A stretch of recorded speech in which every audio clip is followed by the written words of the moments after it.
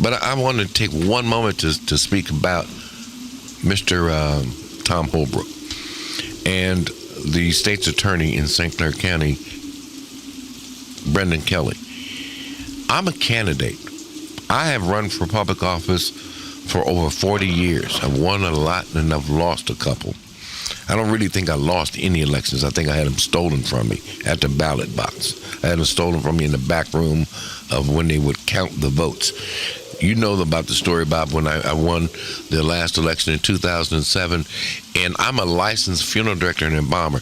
I brought the East St. Louis Board of Elections 265 certified death certificates from the state of Illinois and gave them to the head of the Board of Elections. They tell me I lose by 31 votes. And I showed them 265 people in one precinct who were dead and buried voted that day, and they told me, well, Carl, you know how it goes.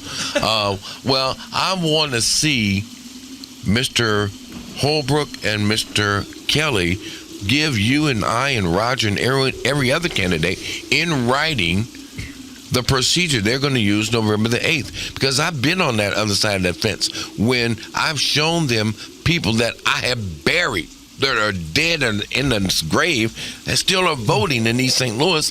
And I'm not so sure they're not going to do that same thing November the 8th. So I want to know what the procedure is. You want to know the procedure. And I want every voter in St. Clair County to see how that procedure goes. And I think that the head of the Board of Elections and the state's attorney, who's the head of the legal enforcement, ought to be willing to say openly and honestly to every voter, Democrat, Republican, or Independent, how that procedure is going to go, and not get behind closed doors and whisper something to you and me.